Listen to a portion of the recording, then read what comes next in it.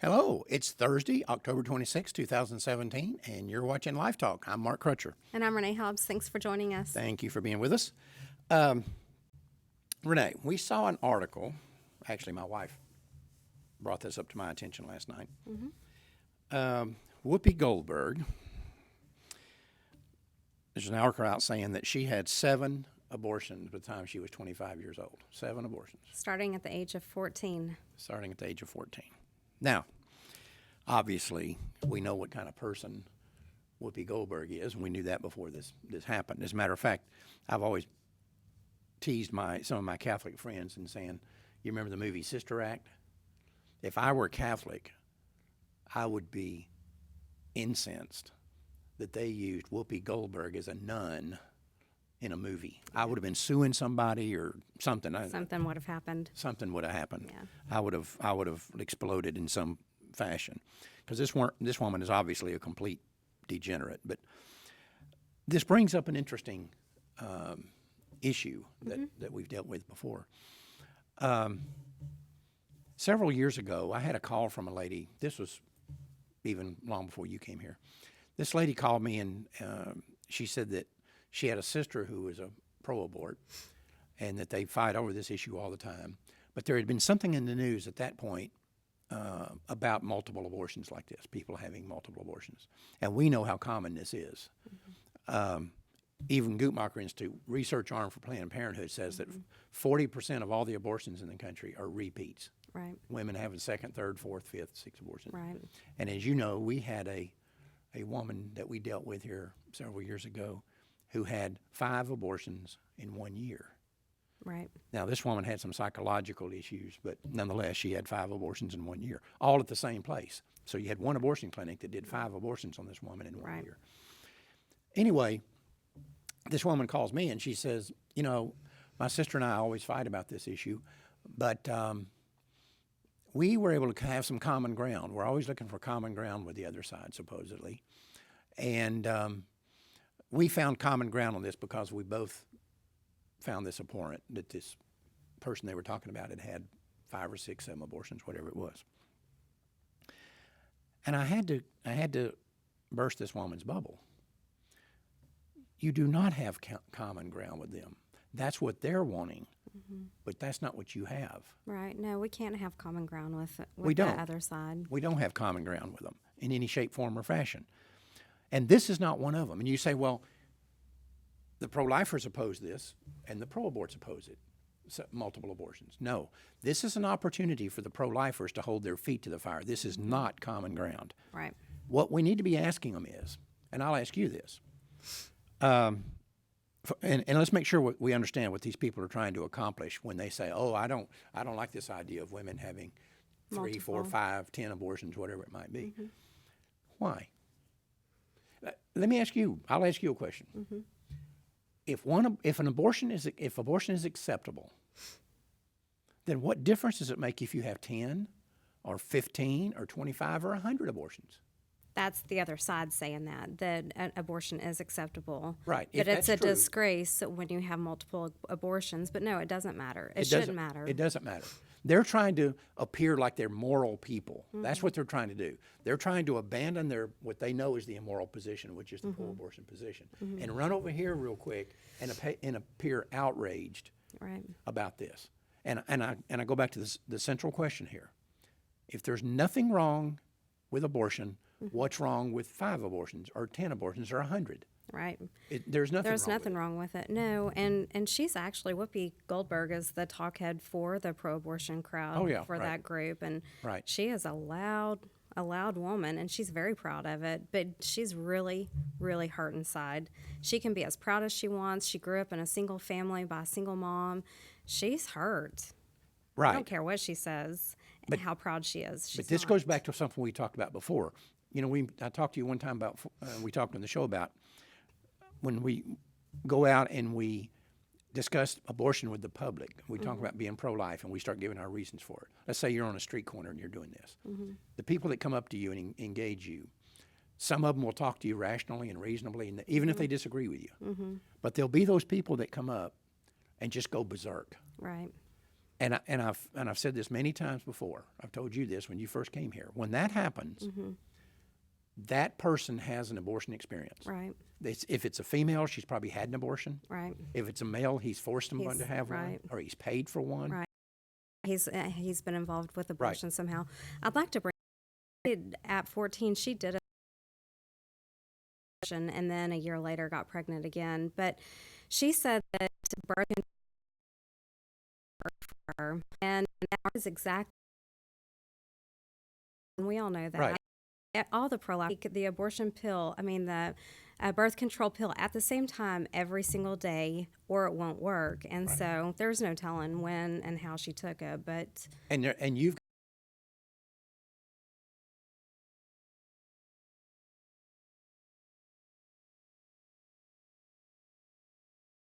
got a 15-year-old, and you've had two your older children have gone through that stage. Right.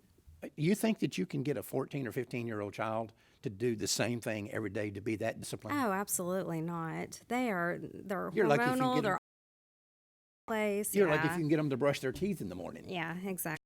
Let's get them to take a birth control pill. So Planned Parenthood knows, and she ought to have a poster child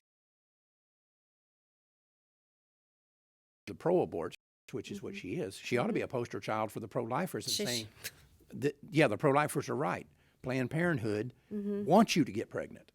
They're contraception-based, value-neutral sex education, and their birth control pills, they're pushing pills, they're pushing all these other things. They're specifically designed to get you pregnant. And not just that, but she's a black woman, and we all know that Planned Parenthood goes after the black community, and so she would be the perfect person on our side, but Satan has her so deceived and so blind to the reality of of truth. So well, here's the problem that you've got in a situation like her, and it's what I was talking about a minute ago. When you're out on the streets and you make the pro-life position, the people that come up and get violent with you and get angry and blow up, they've all had abortions somehow, or at some level or not. Right, whether it's a friend or whatever the case is, yeah. And when you say abortion is murder, what they hear is you calling them a murderer. Yeah. And that's what Whoopi Goldberg hears. Right. When she hears the pro-life position, and she's got all these abortions in her past, and that's just 7 by the time she's 25. Right. That doesn't mean 7's all she's had. Right. She's probably had a lot more since then. She could have.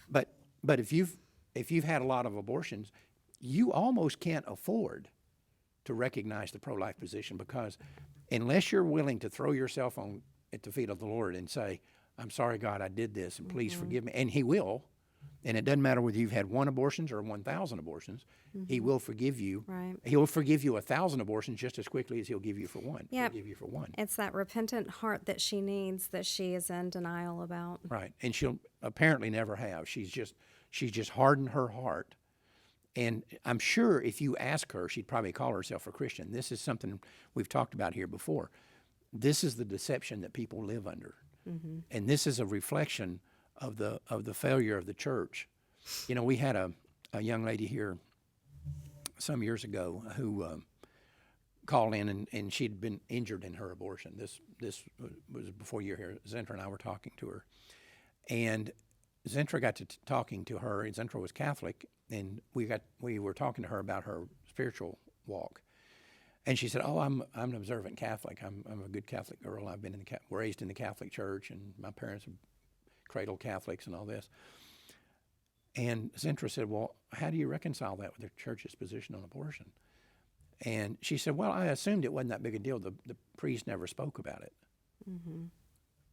That abortion that this girl had that injured her, you could blame on that priest. Yeah.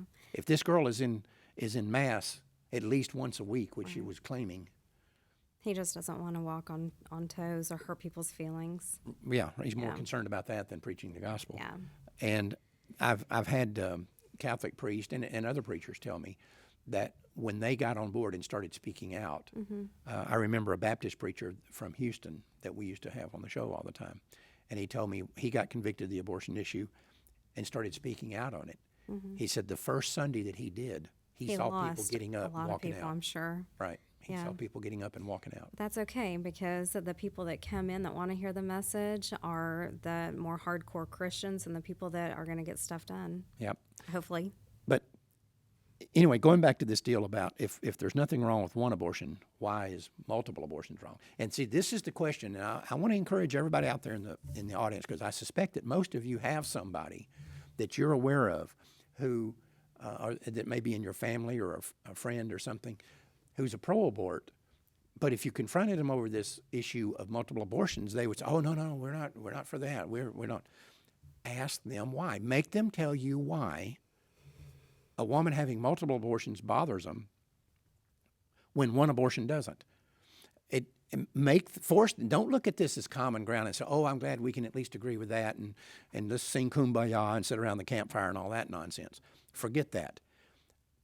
Force them to tell you why multiple abortions bother them. So I say, I want to hear you tell me what's wrong with a woman having multiple abortions if there's nothing wrong with her having one.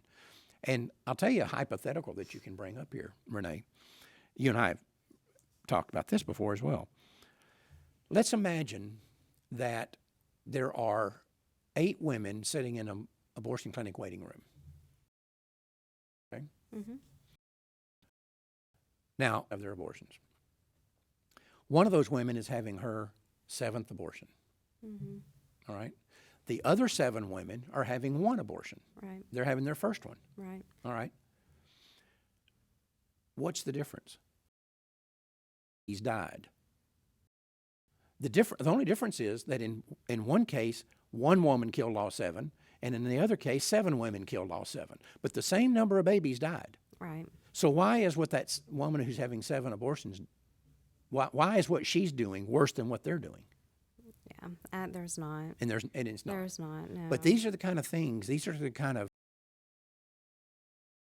issues that we need to be holding the other side's feet to the fire on. And they're good at this. For example, if they get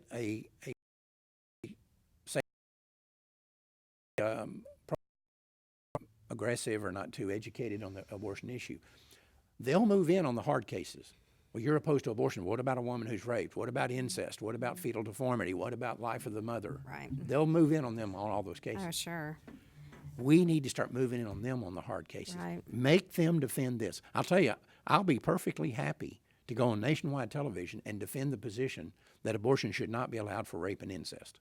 Now, I want to hear my opponent go on nationwide television and defend why they think multiple abortions are wrong, but 1 abortion's okay. And these are the sort of boxes we've got to start putting these people in. We've got to make them defend the extremes like they make us defend the extremes. Mm-hmm. And we can defend our extremes. Right.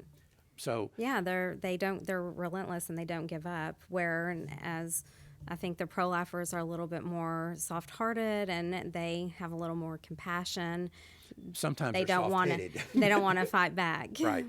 And they don't want to put this person on the spot. Yeah. And I have been in debates with people when there were debates on abortion, I'd be on a panel with 3 pro-lifers and there'd be 3 pro-aborts. Mm-hmm. And even one of these pro-lifers would have the pro-abortion person that they were talking to on the ropes and have them boxed into a corner and then let them up. I never did that. I always tried to grind them into the hard ground.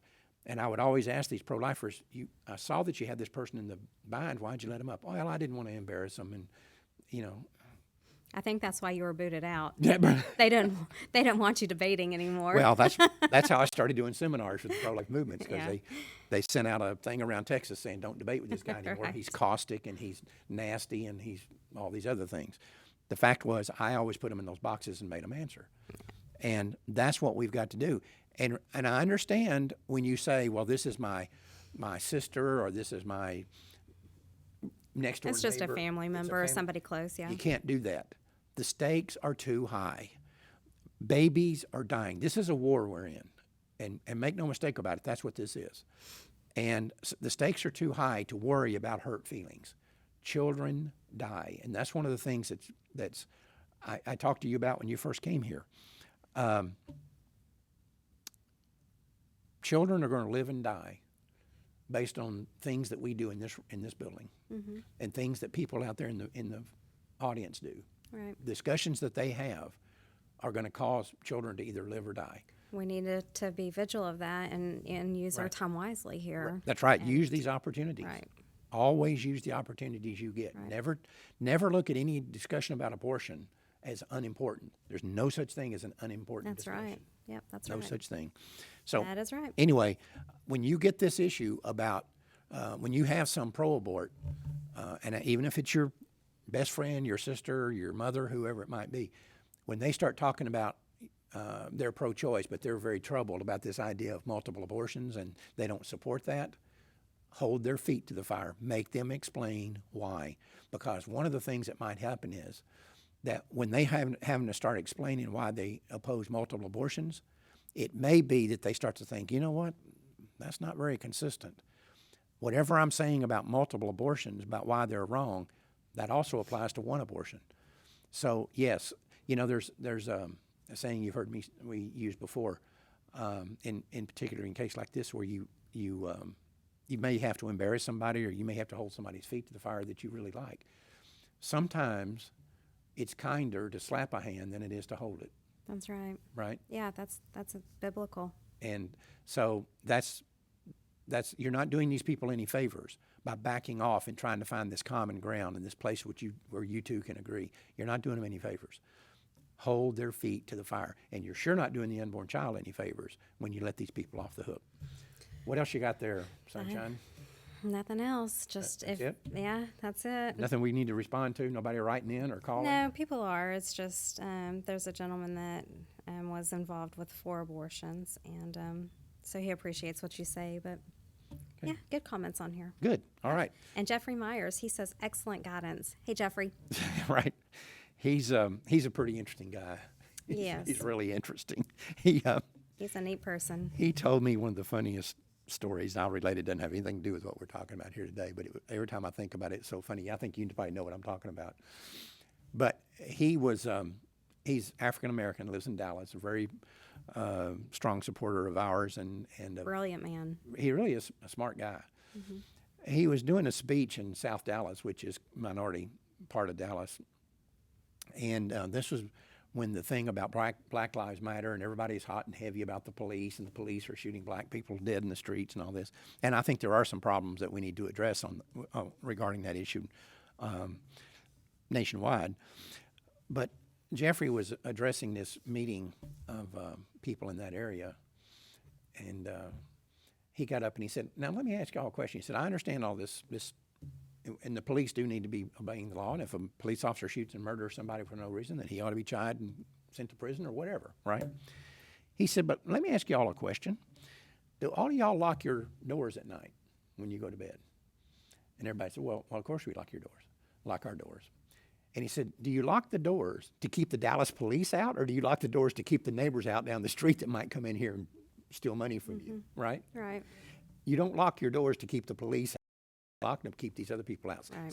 Focus in on what's important here. What's the real important thing. What the message is. Right, what matters. Yeah. But you're not locking your doors to keep the police out. That's it. That's right. That's true. That's a very good point. People need to keep that in mind. Exactly. That's right. So anyway, Jeffrey, we just outed your story, bud. So I took sure he doesn't mind. For your joke. I got the laugh and you didn't. So anyway, that's the way I am. I know a good joke when I steal one. Anyway. Right? I guess. You guess? That's right. All right. That was the Dallas chapter of the NAACP. Oh, Jeffrey responded, Dallas chapter of the NAACP. So he's asking them. Yeah. Right? That's good, Jeffrey. That's real good. He's asking them, do you lock your doors to keep the Dallas police out? That's right. Good job, Jeffrey. Yep. Are you worried about these gang members down the street who need money for crack? Who need TVs, stuff they can pawn, right? Right, exactly. Anyways, if you have any show ideas, let us hear them. We would love to. Send them to Renee, and if we use your idea on the show, as you know, we give you a Life Dynamics mug. As a matter of fact, since we kind of stole Jeffrey's thunder here, you send him a mug as soon as we're done here. I probably gave him one when he was up here. Jeffrey, do you have a mug? If not, we'll send you a mug. Okay. And but anyway, if we use your show idea, we'll send you a mug. And is that it? You That's got anything it. else? No, that's All right. it. Until Tuesday next week, remember, Life Dynamics is not here to put up a good fight. We're here to win, because winning is how the killing stops. We'll see you next Tuesday. Have a good weekend.